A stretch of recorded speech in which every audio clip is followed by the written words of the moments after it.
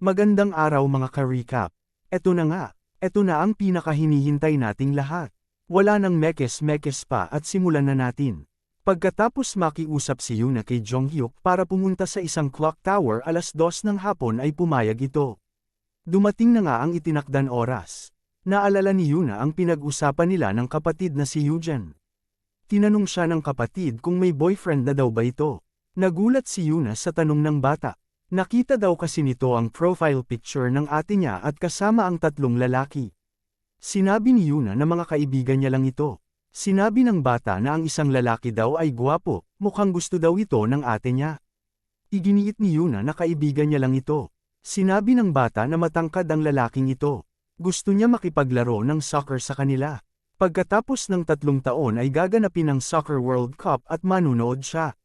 Sinabi ni Yuna na pwede at bibilhan niya agad ang kapatid ng tiket. Pero binawi ito ng kapatid at sinabing mahal daw ang tiket. Sinabi ni Yuna na kaya niya bilhin ito. At gagaling na rin ito sa lalong madaling panahon dahil meron ng gamot ang mga doktor. Masaya ang bata sa sinabi ng ate niya. Nagpaalam na ito na matutulog na. Nag-uusap pala sila habang iniinde ni Yuna ang sakit ng pagbali ni Nathaniel sa kamay niya. Sa kasalukuyan ay patuloy na naghihintay ang grupo ni Nathaniel kay Pedro na dumating. Tinanong ni Nathaniel si Yuna kung nasaan na si Pedro at sinabi ni Yuna na parating na siguro ito. Pero sa isip ni Yuna ay sana tuparin ni Pedro ang ipinangako nito. Lumagpas na sa alas 2 pero walang Pedrong dumating. Si Kim Sun-gu pala ay pumunta sa clock tower sa yard at hindi sa harap ng lobby. Noong nag-usap pala si Yuna at Sun-gu sa kwarto kahapon ay sinabi ni Yuna sa kanya na huwag pumunta doon kahit anong mangyari at sa labas siya pumunta dapat, sa clock tower sa yard. Pumayag naman si Sun-gu sa pakiusap ni Yuna. Alas 2 na at wala si Kim Yuna sa yard kaya mukhang alam na ni Pedro ang mga nangyayari. Ginawa pala ito ni Yuna dahil sigurado siyang papatayin nila agad si Kim Sun-gu kapag nalaman nila na si Sun-gu ang pumatay kay Octopus at hindi si Pedro. Sa reception, nurse station. Kahit saan ay nandoon mga tauhan ni Nathaniel. Kahit gaano kalakas si Sun-gu ay masyadong delikado, misteryosong dumating si Sun-gu sa harap niya kaya nagsuspect siya ito sa kanya. Pero una niyang naranasan na mas masarap pala kumain kapag may kasama. Magkasama sila sa parehong magaganda at delikadong sitwasyon. Si Sun-gu din ang una niyang pinagkatiwalaan at inasahan. Si Sun-gu din ang unang tao na nakakita kung saan siya magaling. Hindi niya magagawa na traidorin si Pedro. Nanginginig na sa takot si Yuna. Tinanong ni Nathaniel ulit si Yuna kung nasaan na si Pedro. Nagsalita si Yuna at inamin na pagkatapos ng incident kay Octopus ay hindi na niya nakita ang matanda. Hindi din ito tumawag sa kanya. Ginawa niya lang daw ito dahil sa gamot na ipinangako ng professor. Huminhingi ito ng tawad. Kahit daw alam ng matandang Pedro na nasa hospital siya ay wala naman itong pakialam at hindi ito darating para lang sa kanya. Lumuhad si Yuna at nagmakaawa. Gagawin niya daw ang lahat, marunong siya maglinis at nag-training din ito ng maigi.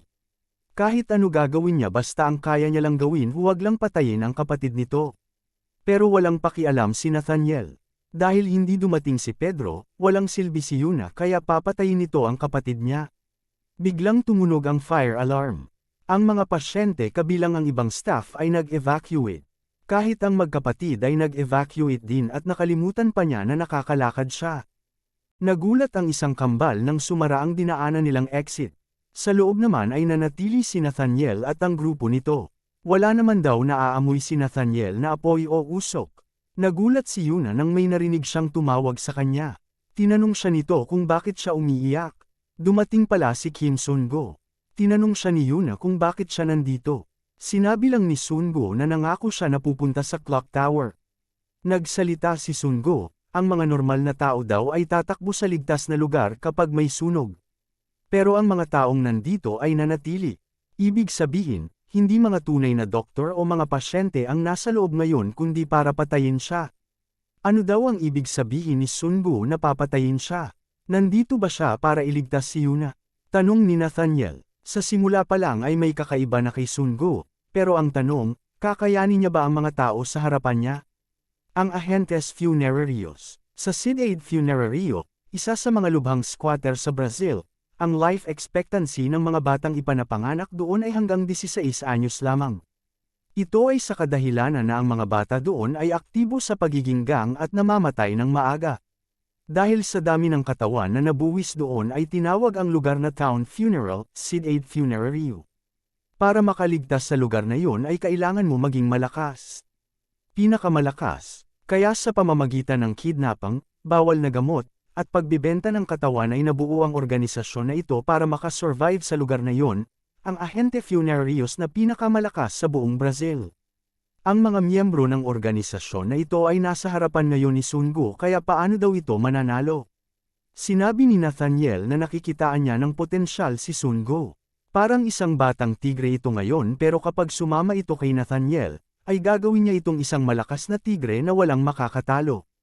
Pero kapag hindi naman daw ito sasama ay lalapain lang ito ng mga malalakas na tigre. Inalok ni Nathaniel si Sungo na sumama sa kanya.